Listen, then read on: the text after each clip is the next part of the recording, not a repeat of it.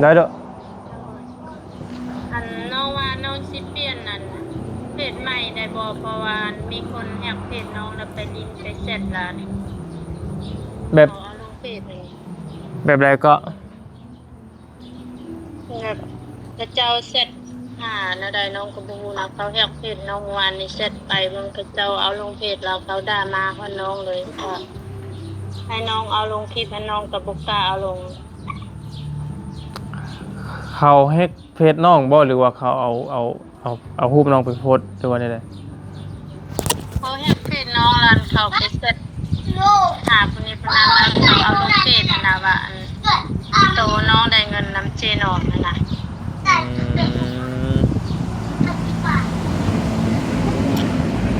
ตอนนี้น้องเฮ็ดหยังบ่เป็นเลยเพราะว่าเห็นเขาเอาลงแล้วเขามาด่าน้องว่าจังซี่จังซั่นอืมเฮ็ดหยังก็บ่ออกอืมก็มีแต่แล้วแต่น้องเนาะก็เปลี่ยนก็เปลี่ยนโดยเป็นหยังแม่น้องก็บอกมาตอนเราโอนเงินแล้วดันเพิ่นบอกว่าให้จุน้องนี่โพสต์ลงเพราะว่าจุน้องเนี่ยได้รับเงินแล้วว่าจริงๆจริงซั่นล่ะน้องก็โพสต์ลงแล้วโพสต์ลงแบบมื้อนี้แล้วมื้ออื่นตื่นเช้ามาน้องสิเข้าเพจน่ะหมดมือก็เข้าบ่ได้เลยน้องเอาเงินโตเรามอบให้อันเฮ็ดอ่าเฮ็ดตอนนี้เฮ็ดแล้วบ่แล้ววันนี้นะยังบ่ได้เฮ็ดนะฝนตกอยู่อืทั้งบ่ยาวเองโทรศัพท์บ่ยาวตอนนี้เสียเนาะพี่น้องเนาะก็เสียทั้งสองเครื่องเลยเนาะเอ่อกำลังเอาไปซ่อมแต่ว่าซ่อมมามันก็บ่ดีแหละพี่น้องมันเป็นโทรศัพท์เก่าแล้วมันหลายปีแล้วมันห่างบางเทื่อมีผู้ใหญ่ FC เนาะเพิ่งเทื่อเพิ่นติดต่อมาหรือว่ามีการโอนเงินมาบ่หรือว่าจังไดบ่ยาวก็บ่ฮู้อยู่ใน LINE เนาะตอนนี้บ่ยาวบ่สามารถตอบได้เนื่องจากว่าโทรศัพท์เสียหรือว่าเพ่แหละพี่น้องเนาะบ่แม่นเสียแล้วเหี่ยบ่แม่นหายแล้วพี่น้องมันเพ่แจ้ง FC ตัวหนึง LINE เพราะว่าตอนนั้นก็รู้สึกว่ามีผู้ใหญ่เพิ่นติดต่อมาอยู่พี่น้องถามเรื่องราวแล้วก็รู้สึกว่าอยากซอยคร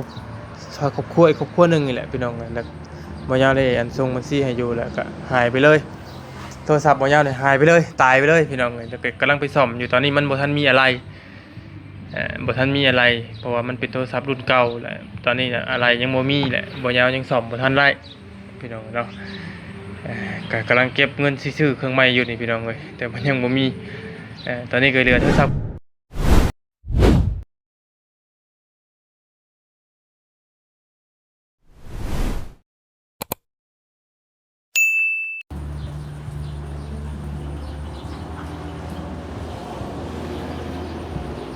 กราบสบายดีเด้อพ่อแม่พี่น้องสบายดีกันเบิดกุสู่สุขคนพี่น้องเอ้ยเนาะพอๆกับช่องของบ่ยาวChannel พี่น้องเอ้ยเนาะห่างหายไปมื้อนึง2มื้อพี่น้องเอ้ยก็พอดีบ่ยาวไปหาหมอมาพี่น้องเอ้ยบ่สบายเนาะหลังจากที่มาเมืองหนองแจ้งนั่นแหละพี่น้องเอ้ยเนาะแล้วก็มาบัดไปตากฝนตากหยังบ่สบายพี่น้องเอ้ยไปหาหมอซักยาเอ่อเบิดหลายเข็ม4เข็มตอนนี้และตอนแรงอีกจะไปซักอีก2เข็มเพราะว่าหมอเพิ่นให้นัดให้ซัก6เข็มหรือว่า3มื้อพี่น้องเอ้ยเนาะก็ซักก็คือฉีดแหละพี่น้องเอ้ยว่าง่ายๆก็เนาะการเจ็บการเป็นก็บ่มีไผอยากเป็นหรอกพี่น้องเอ้ยแต่มันหลีกเลี่ยงบ่ได้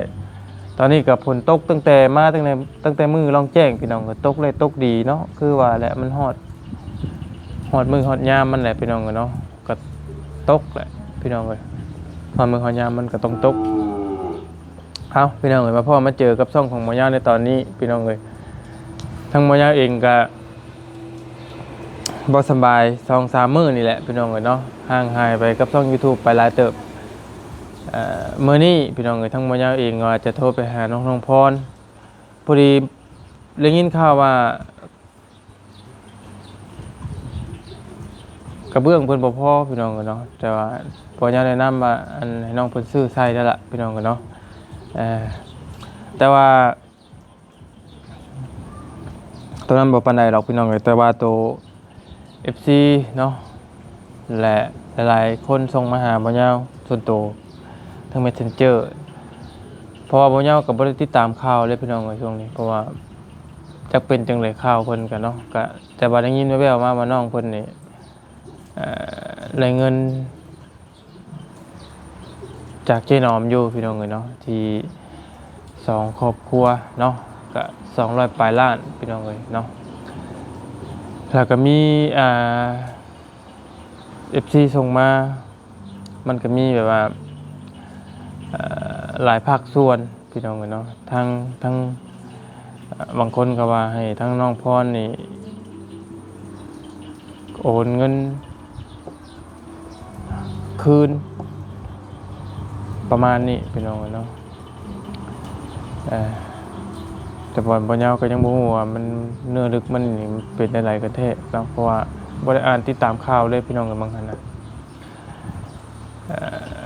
อันนี้สำหรับบทส่วนตัวบ่ยาวคิดว่ามั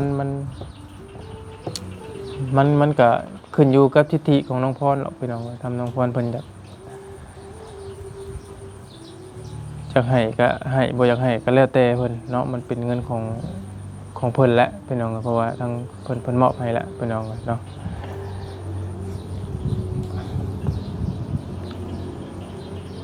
ก็บ่อยากว่าอย่างไรพี่น้องก็ว่าอย่างไรไปก็อย่ามันผิด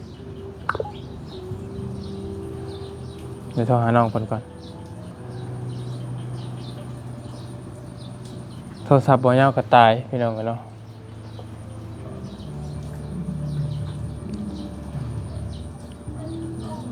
ฮัลโหล โอ้ย ฮัลโหลน้อง เป็นไงเด้อสบายดีพี่ได้นี่ เบายาว ได้ดอก อันน้องว่าน้องสิเปลี่ยนนั่นเพจใหม่ได้บ่เพราะว่ามีคนแฮกเพจน้องแล้วไปลิงก์ไปเสร็จแล้วนี่ แบบ เอาลงเพจนี่ แบบไรก็ แบบพระเจ้าเสร็จแล้วได้น้องก็บ่ฮู้นะเขาแฮกเพจน้องวานนี่เสร็จไปเบิ่งพระเจ้าเอาลงเพจแล้วเขาด่ามาเพราะน้องเลยก็ให้น้องเอาลงคลิปให้น้องก็บ่กล้าเอาลง เขาเฮ็ดเพจน้องบ่หรือว่าเขาเอารูปน้องไปโพสต์หรือว่าได เขาแฮกเพจน้องแล้วเขาไปเสร็จหาคนนี้เพนนั้นแล้วเขาเอาลงเพจนะว่าอันโตน้องได้เงินนำเจนอมนั่นน่ะ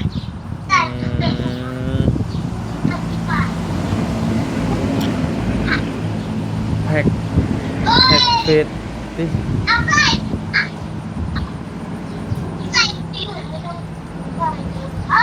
อันแฮกมันเป็นได้นะเขาไปตอบเองคุยเองเลยบ่น่ะ แม่นแล้วตอนนี้น้องเฮ็ดหยังบ่เป็นเลยเพราะว่าเห็นเขาเอาลงแล้วเขามาด่าน้องว่าจังซี่จังซั่น อืม เฮ็ดหยังก็บ่ออก อืมก็มีแต่แล้วแต่น้องเนาะก็เปลี่ยนด้วยเป็นหยัง เลย ก็เปลี่ยนก็ได้เป็นหยังและอันเรื่องรามาแต่เจ้าบ่น้องปิ่นเพิ่นบ่ได้เว้าบ่ แม่นเพิ่นด่าแต่น้องหั่นน่ะเพราะว่าเขาได้รหัสเฟซน้องแล้วเขาเข้าไปลิงก์ไปเสร็จนั่นน่ะ อ๋อเจ้าก็ยกเลิกก็แล้วน้องเอ้ย เลย จะยกเลิกเป็นอยู่บ่ยกเลิก Facebook เป็นอยู่บ่ บ่เป็น อ๋อจะมีรหัสคือเก่าแน่กันเนาะจะมีรหัสผ่านมีหยังก็ยกเลิกเลยไล่อยู่แล้วเขามาคือว่าเพิ่นลามาเรื่องหยังเรื่องเงินบ่ แม่นเรื่องคนว่าให้น้องโอนเงินคืนให้เจนอมหั่นน่ะ อืมมีหลายคนบ่ซะบ่เปล่าเพิ่น เลยหลายคนอยู่แต่ว่าเบิ่งน้องสิให้เบิ่งแต่ตัวเขา7 ล้านแม่นเฟซของน้องแล้วฮู้มันก็แม่นฮู้ของน้องชื่ออีหยังมันแม่นของน้องหมดแต่ว่า น้องบ่ได้เสร็จน้องก็งงเลยเพราะเขาส่งให้น้องดึงนะ เพราะว่าสำหรับส่วนตัวอ้ายว่ามันเพิ่นเจ๊นอมเพิ่นให้เฮามาเนาะพี่น้องเอ้ยพี่เจ๊นอมให้เฮามามันก็เป็นเงินของน้องเป็นเงินของน้องพรน่ะคำว่าคือน้องพรอยากมีน้ำใจอยากให้เราคืนก็ได้แต่ว่า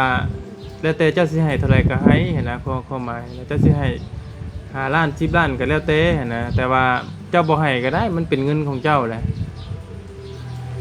เพราะว่าเพิ่นให้เจ้ามาแหละถ้าว่าทางที่ดีที่สุดก็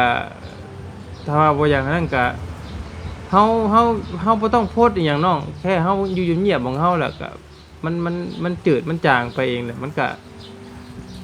เพิ่นก็ลืมไปเองหรอกไปแล้วนะมันหึงไปเพราะว่าเฮาบ่ได้เอาเฮาบ่ได้ไปโกงไผเลยเฮาบ่ได้เอาเงินไผมาเฮาบ่ได้ไปลักไปเล่มเงินไผเพิ่นก็เอามาให้เฮาเองอะนะมีแต่ว่าเฮา แต่ว่าตอนนี้น้องยังคิดยังบ่ออกเพราะว่าพระเจ้าด่ามาน้องหลายโพดโพพระเจ้าเอาลงดูน้องส่งให้ดู อืมสำหรับอ้ายว่ามีแต่นั่นแหละแต่ทั้งอันเจ้าที่ปรึกษาให้เตียงอยู่ว่าใช่ว่าได ยัง ลองโทรปรึกษาให้เตียงเพิ่นนำเด้อ โดย เพราะว่าสำหรับอ้ายว่ามันเป็นสิทธิของเจ้าน่ะเจ้าสิคืนบ่คืนก็ได้น่ะเพราะว่าเฮาบ่ได้ไปลักไปเล่มของไผน่ะ แม่น แต่ว่าถามมาเรื่องน้ำใจบ่ก็แล้วแต่น้องสิให้เพิ่นเท่าไหร่น่ะเพิ่นสิเอาบ่แค่นั้นน่ะ น้องก็บ่คิดว่าเรื่องมันสิเป็นแบบนี้หั่นน่ะเพราะว่าเพิ่นเจน้องก็บอกมาตอนเราโอนเงินแล้วล่ะเพิ่นบอกว่าให้จุน้องนี่โพดลงเพราะว่าจุน้องเนี่ยได้รับเงินแล้วว่าจริงๆจังล่ะน้องก็โพดลงละโพดลงแบบมื้อนี้แล้วมื้ออื่นตื่นเช้ามาน้องสิเข้าเฟซน่ะหมดมือก็เข้าบ่ได้เลย แล้วอันทั้งเจ๊นอมเพิ่นว่าได้ไรซะน้องอันเพิ่นว่าได้ไรถ้าเพิ่นคืนเงินให้น่ะ เจนอมบอกว่าถ้าได้รับเงินแล้วโทรรวมกันแล้วให้พูดลงมาได้รับเงินแล้วเด้อจีน้องก็ว่าได้รับแล้วแล้วจีน้องก็บอกว่า FC หั่นให้อภัยเพิ่นแน่เพิ่นก็ยอมรับผิดแล้วเพิ่นก็บ่ได้ตั้งใจนะน้องแล้วพูดว่าแบบนั้นล่ะอยู่มืดมือเมื่อวานเข้าเฟซบ่ได้ อืมก็คือก็มีแต่คือให้เว้านะก็มีแต่ใจเย็นๆก่อนมีแต่เฮาบ่พอใจร้อนก็ได้เฮาบ่ได้อันเอาเฮาบ่ได้ไปลักไปเล่มไปเอาเงินผู้ใดก็มีแต่คำว่าน้องอยากให้เพิ่นก็ให้คำว่าก็ถามเจ๊นอมเพิ่นสิขอเจ้าก็ลองโทรอันอ่า โทษจีนอมอันเอาคิวอามเราก็ได้เจ้าให้ค่าน้ำมูกน้ำมันเราเล็กๆหน่อยก็ได้หรือว่าก็แล้วแต่จะแชร์เท่าไหร่ก็ให้ถ้าเราว่าบ่เอาบ่แต่ว่าบ่แต่สำหรับอ้ายคิดว่าบ่ยาวคิดว่าเราบ่เอาบ่ยาวคิดว่าเจ๊นอมบ่เอาเราบ่เอา บ่ยาวคิดว่าเจ๊นอมบ่เอาพี่น้อง เราบ่เอา เพราะว่าถ้า พอบ่ยาวคิดว่าถ้าเราเอาก็ทำเราก็ทำทั่วสิลงเราอีกพี่น้องเลยเนาะแต่บ่ยาวว่าเราเบา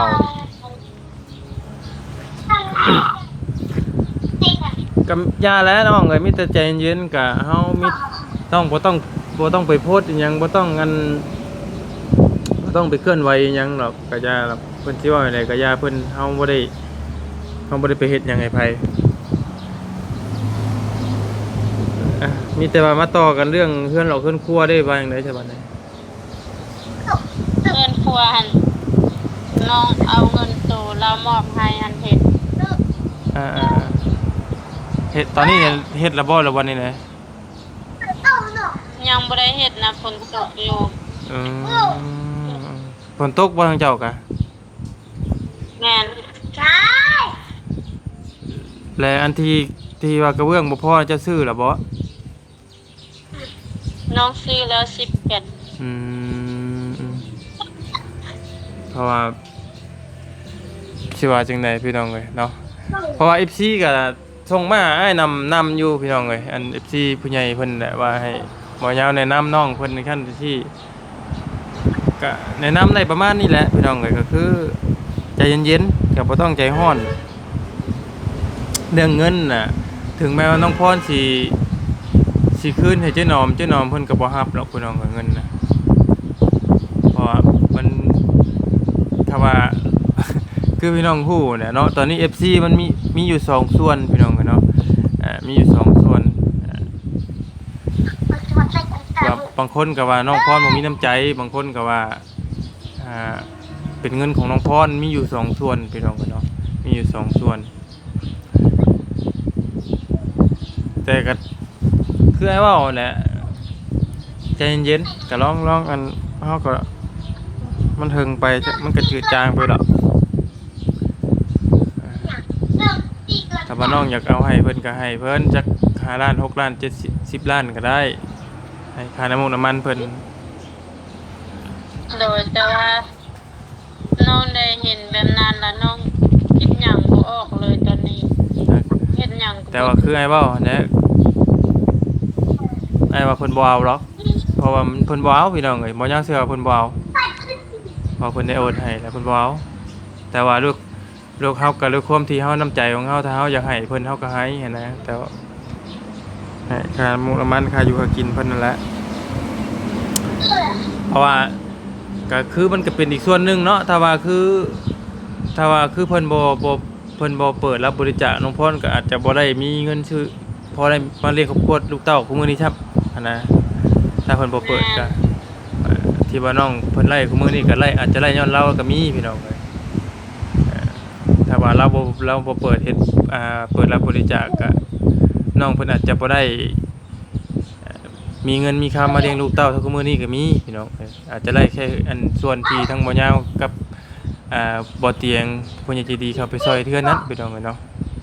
ส่วนเงินที่นี่อาจจะบ่ได้ครับนะครับว่าถ้ามาเจ๊น้องบ่เปิดรับบริจาคน้องเพิ่นจะบ่ได้ครับก็จักสิว่าจังไดเนาะพี่น้องเอ้ย อ้ายก็บ่ฮู้ว่าสิเว้าจังได๋แหละพรเอ้ยก็มีแต่ใจเย็นๆก่อนนั่นแหละมีแต่เจ้าก็บ่ต้องไปตอบโต้ผู้ใดแล้วก็บ่ต้องไปโพสต์ไปบ่ต้องไปคอมเมนต์ผู้ใดเด้อ โดยน้องก็สิอยู่แบบนี้เลยเพิ่นสิเอาหยังลงก็อย่าน้องบอกไปพูดเพิ่น บ่ต้องไปตอบโต้บ่ต้องไปอันคอมเมนต์หยังไผทั้งนั้นเฮาก็อยู่เฉยๆของเฮาเนี่ยก็เฮาเคยอยู่แบบใดเฮาก็อยู่แบบนั้นแหละเพราะว่า เขาเอาลงหยังก็อย่าตอนนี้น้องก็สิอยู่แบบนี้เพิ่นสิบอกให้น้องเฮ็ดหยังน้องก็สิบ่เฮ็ดแหละ เออ โดย เพราะว่าโต สบายดีดี โดย เพราะว่าเจ้าบ่ได้ไปลักเคลมเงินผู้ใดแต่บ่ได้ไปช่อโกงเงินไผเนาะมันก็เป็นสิทธิเพิ่นแค่ลามาว่าเจ้าอันเรื่องเจ้าบ่มีน้ำใจเอาเงินเอาค้ำให้ซื้อๆก็บ่เป็นหยังเนาะญาติเพิ่นเนาะ แม่น แต่เชื่อว่าถึงแม้บ่ว่าถึงเจ้าสิเอาให้เพิ่นก็บ่เอาเด้เพราะยังเชื่อว่าเพิ่นบ่เอานะแต่ก็ย่าดอกน้องก็สู้ๆเด้อ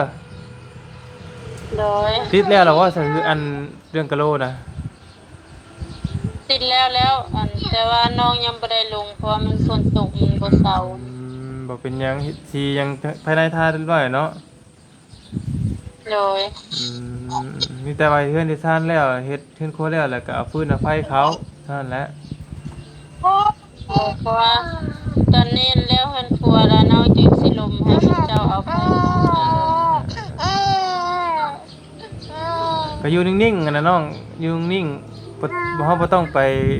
คอมเมนต์ไผบ่ต้องไปตอบโต้ไผเฮาอยู่เฮาบ่ต้องไปเดี๋ยวมันหึงไปเพิ่นก็ลืมเองหรอก เพราะว่าเฮาบ่ได้เฮาเงินเฮาบ่ได้แบบว่าเฮาไปซ่อโกงไปได้พี่น้องเอ้ยเงินเฮาบ่ได้ไปลักไปเล่มไผเพิ่นแค่นั้นแหละคำพระเจ้าไปเอาเงินเพิ่นมาแล้วก็แม่น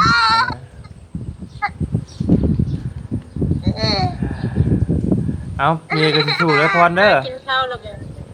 โด โดย กินแล้วน้องยังบ่ได้กินเนาะโอ้ยกระบะเลยพี่น้องเลยเนาะเป็นได้ซะน้องปิ่นโทรดินน้ำเพิ่นอยู่บ่ เราบ่ได้โทรหาน้องแต่น้องโทรไปเราบ่รับแล้วน้องก็เลยบ่ได้โทรแล้ว แล้วก็จะสู้และมีแต่โทรลมปรึกษาทั้งอันบ่เตียงเพิ่นนำเด้อ โดย อัดเสียงเพิ่นนำแน่ก็ได้เด้อ โดย เอาใส่อยู่ดีมีแฮงอเล็กบ่แม่นอเล็กเนาะ ใจหลาย ให้พี่น้อง ๆกันดี สันเลลูก เอา สั อน อก เล มือนะเอาออกมา อ้ายก็หาสิอันไข้แน่นี่2-3มื้อเป็นไข้ อ๋อ ว่าสิโทรหาเจ้าตั้งแต่มื้อนั้นพุ่นแล้วจะลุกขึ้นเฮาบ่ได้มื้อนั้นไข้ ตอนนี้ใครแน่ละบ่ ว่าไข้ก็ยังบ่ไข้อยู่ยังมึนๆหัวอยู่เนาะบ่ได้สิไปหาหมออีกสิไปฉีดยาต่ออยู่ อ๋อขอให้ดีไวๆเด้อ โดยขอบใจเด้อน้องเด้อ โดย โดย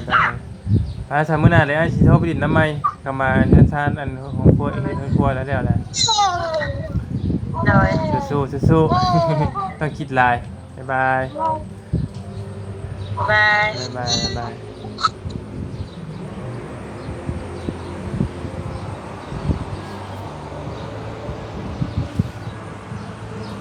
อืม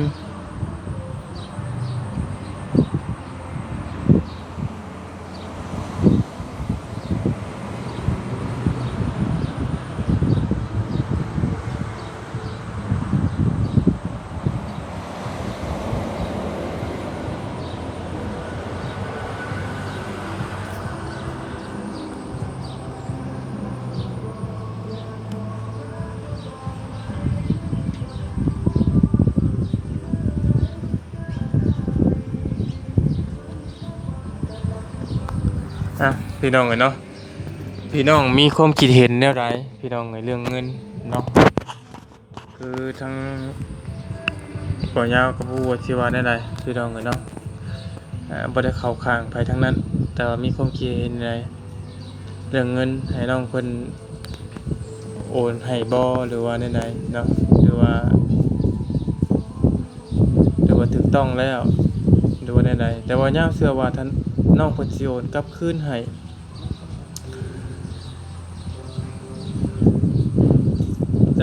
คือสิบ่เพิ่นก็คือสิบ่รับหรอกพี่น้องเนาะเพราะกระแสตอนนี้มันก็ค่อนข้างจะแฮงอยู่พี่น้องเนาะ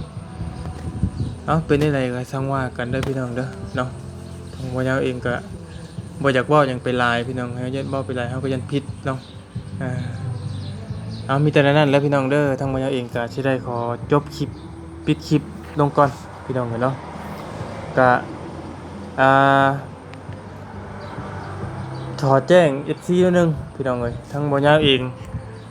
โทรศัพท์บ่ยาวตอนนี้เสียเนาะพี่น้องเนาะก็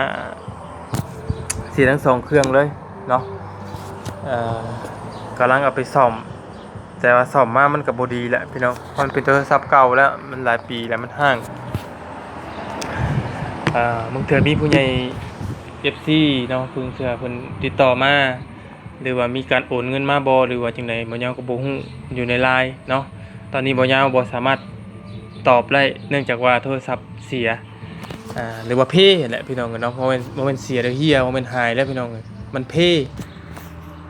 แจ้ง FC ตัวนึง LINE เพราะว่าตอนนั้นก็รู้สึกว่ามีผู้ใหญ่เพิ่นติดต่อมาอยู่พี่น้องถามเรื่องราวแล้วก็รู้สึกว่าอยากซอยครอบครัวอีกครอบครัวนึงนี่แหละพี่น้องแล้วบ่ยาวเลยอันส่งบัญชีให้อยู่แล้วก็หายไปเลยโทรศัพท์บ่ยาวเลยหายไปเลยตายไปเลยพี่น้องแล้วก็กำลังไปซ่อมอยู่ตอนนี้มันบ่ทันมีอะไรบ่ทันมีอะไรเพราะว่ามันเป็นโทรศัพท์รุ่นเก่าแหละตอนนี้อะไรยังบ่มีแหละบ่ยาวยังซ่อมบ่ทันได้พี่น้องเนาะก็กำลังเก็บเงินซื้อเครื่องใหม่อยู่นี่พี่น้องเอ้ยแต่มันยังบ่มีตอนนี้ก็เหลือโทรศัพท์เครื่องเดียวเท่านั้นพี่น้องเอ้ยที่บ่ยาวมีพอได้อันถ่ายคลิปตอนนี้เนาะ ไปสาพี่น้องเอ้ยมีแต่บ่ยาวจะออกไปถ่ายคลิปข้างนอกอยู่มื้อนี้พี่น้องเอ้ยสิออกไปกับบอดี้เดี๋ยวบอดี้ออกมาเนาะเอาพี่น้องมีความคิดเห็นจังใดก็คอมเมนต์เข้ามาบอกได้เด้อพี่น้องเด้อเนาะเรื่องราวของน้องพรเนาะบ่ยาวก็บ่กล้าเว่าหยังใดพี่น้องเอ้ยน้องเพิ่นก็จะปรึกษาอยู่แต่ว่าบ่ยาวก็ให้คำปรึกษาหยังหลายบ่ได้เพราะว่าอย่ามันผิดคือกันบ่ยาวบ่กล้าเว่าหยังไปหลายอย่ามันผิดเพิ่นเนาะ ไปสาพี่น้องกันมีแต่นั่นแหละน้องมายาเองก็ต้องขอขอบคุณขอบขอบใจพี่น้องเบิดกุศลทุกคนเนาะขอให้ร่ำขอให้รวยแล้วพี่น้องเด้อผิดถืออะไรก็ขอโทษขออภัยเนาะมีความคิดอย่างไรก็คอมเมนต์มาพี่น้องเลยสำหรับคลิปนี้บ๊ายบายพี่น้องเนาะ